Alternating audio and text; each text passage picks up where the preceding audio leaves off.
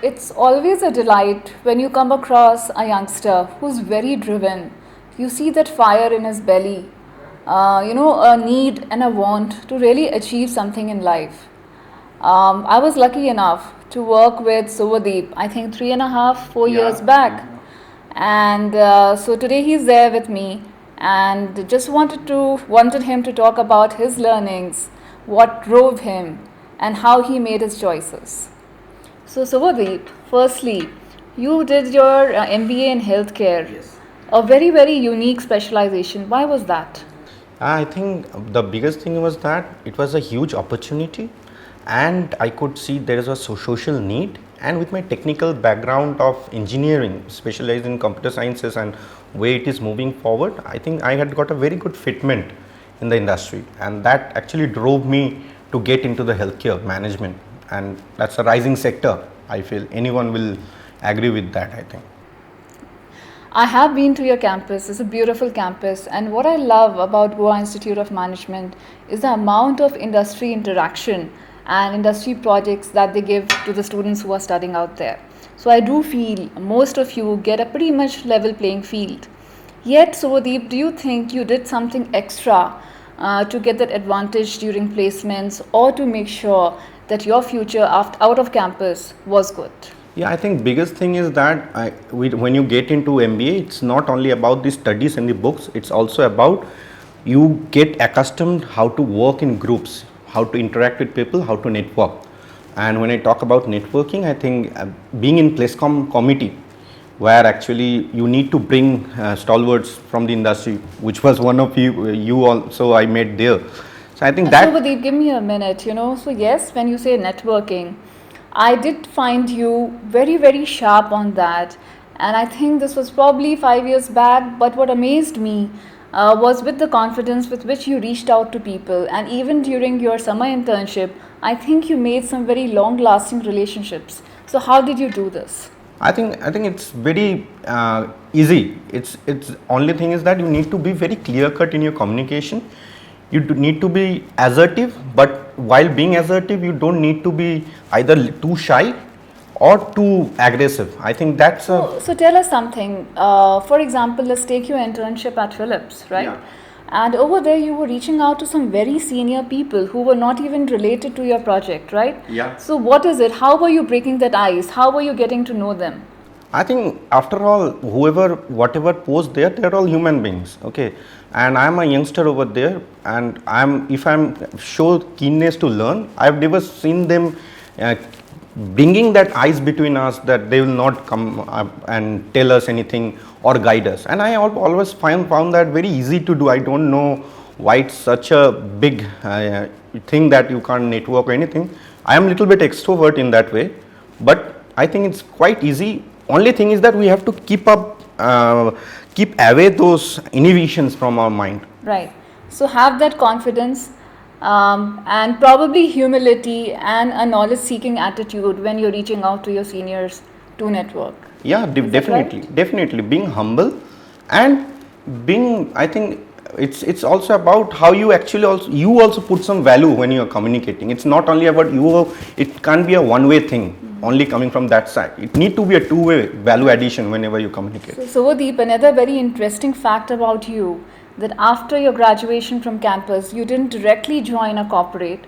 You had a short stint at Ministry of Healthcare. Yeah. Tell us something about that. I think I used to think when I was inside that it is a big mistake in my life. What is a mistake? Mistake means I had better opportunities in campus, Okay. but I decided to let's start from the root of the healthcare. And when I want to get into the root of the healthcare, That was a big risk you took. yeah, and I think I need to thank my parents for that, not putting a loan on me. And I didn't, so my stipend was very small over there, and it was, I think my salary was not included in the placement report. It was so small. Okay. So, but I took it up because I took it up as a challenge because I wanted to see the healthcare from the base. So how did this opportunity come your way and what did you gain out of it? Because I was only the person who went to pitch to ministry, because I came to know that they are now going to queue up the campuses and from LinkedIn. So I went and reached out to JP Nadda's office and they give a presentation and show what I can bring on board, or not on me only, but my classmates. And they came up and they picked up two, and one person is still working over there, and she's quite happy over So there. what was the kind of work that you did there? So basically, my first project was implementing HRIS, Human Resource Information System, for the third-party payroll of the NHS, which is there, NHM, National Health Mission. So I think that was a very good opportunity for me to go to districts like Purnia in Bihar, Gorakhpur, going to Khagaria, going to deep Wow. villages in Chhattisgarh. I worked over there, and I think that thing I can't get over the other industry. So tell me one thing now, that there are actually many questions coming to my mind. But firstly, how did you then find a landing back in the corporate world, having been with the ministry? How did the opportunity come your way? I think that again my networking that helped, and it was Rajdeep Das. I should take his name, but he's like a big brother to me in my industry now. So he's our CEO. So I reached him out. I didn't know Peter Surgicals truly. Okay. So again, you reached out someone very senior. Yeah. All right. He was the CEO, and I reached him out and I said, see, I'm working in ministry. These are my government.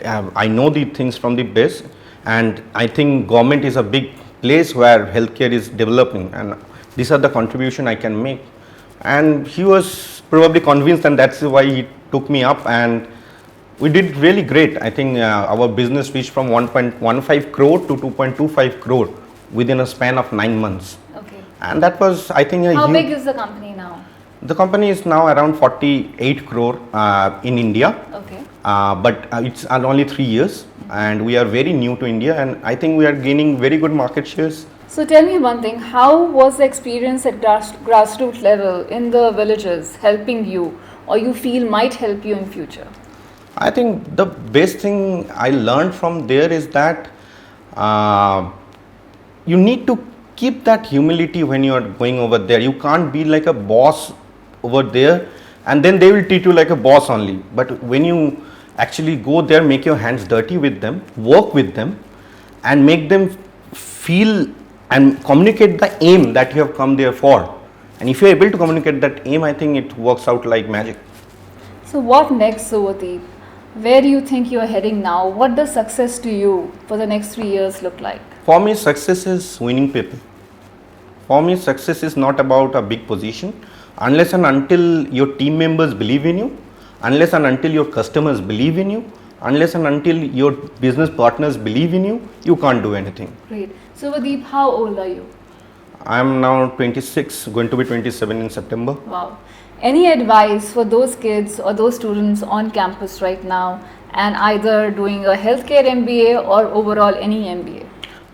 Only, I think one of the biggest advice I like to give to people who are in campus is go reach out to people.